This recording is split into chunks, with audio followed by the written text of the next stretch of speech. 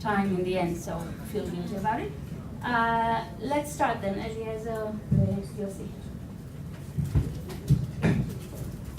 I'd like to present just for these few minutes on the Ilanot project, specifically our current digital initiative called Maps of God. The Ilanot project began now more years ago than I care to state explicitly, but the idea at the time, and what continues to be the idea, is to take responsibility for the scholarly treatment of the history of visual Kabbalah, specifically the diagrammatic representations of Kabbalistic thought from its earliest representations in the 12th century, and with particular emphasis on the extraordinary diagrammatic rolls or scrolls or rhodoli that emerge around 1500, first in the Italian context. These are scrolls that depict the Godhead, literally map the Godhead according to particular schools of classical Kabbalah, and subsequent representations of the Godhead with particular emphasis now on the Lurianic understandings of its geography, you might say, especially those that emerge in the 17th century.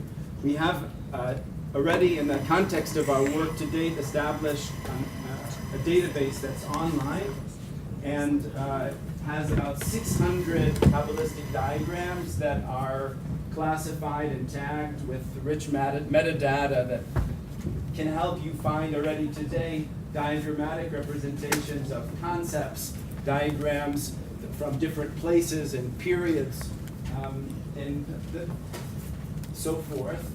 For the next stage, what we would like to do is think more about how to make a project that is anyway of sort of some interest to the general public, at least if Madonna means anything. Thanks, Boaz can tell you more about that, hopefully.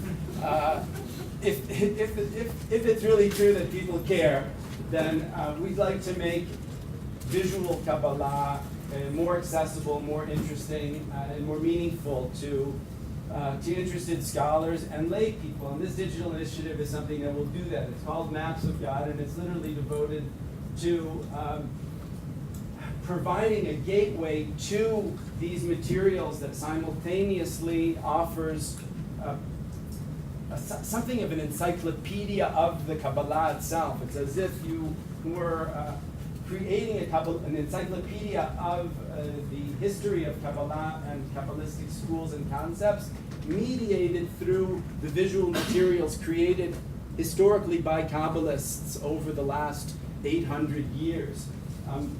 What we would like to do is, let's say that the computer science side of the story is to embed rich metadata in the graphic files themselves, so that, as opposed to the situation now where you might say, I want to see a picture of Tzimtzum, and you'll get 120 hits in the database, but each hit will take you potentially to a scroll that's 4 meters long, and God help you if you don't know enough Kabbalah to figure out where in that 4 meters is the representation of the concept you're looking for. Well, at this point, if the data is embedded in the image, you'll be able to see right away where in every scroll or codex that, for the purposes of the example, where that concept finds expression. You'll be able to see them next to each other, line them up, you'll be able to compare them, you'll be able to see transcriptions of the embedded textual elements that are almost always part of Kabbalistic diagrams. You'll be able to see translations and commentary and so forth.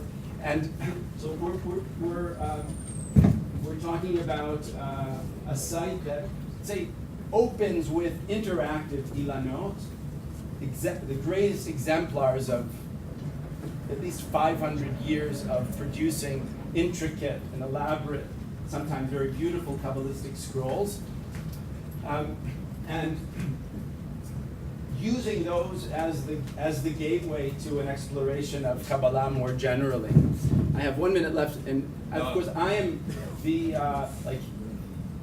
Aaron Cohen, Moshe Rabbeinu of the project is over there. He says Lo ish dvarim anochi, so he's making me be his puppet. He's the ventriloquist. So what have I forgotten to say? שיתוף מונים. Shituf Hamonim, how could I forget? One of the ways that we want to make this project more accessible and for people and get people engaged in it is to enlist their help. This is I probably needn't explain to this room what this is all about, but the trick is to take something that is actually very complex and find a way to involve people in helping us with the research. So we're exploring different possibilities. From this one side is visual recognition, when you have a scroll that's 4 or 5 meters long that has a variety of subsets, diagrams, shapes, and so forth. The first thing we need to do is identify those regions, those sub-diagrams, and that's something that anyone who has visual recognition, like most human beings, is able to help with. And of course, transcription is an option as well for super users. So it's a great project. It's sexy and serious, and we invite you to stop by the booth and talk to us some more, especially to Eliezer Baumgarten, who's doing the heavy lifting. Thank you.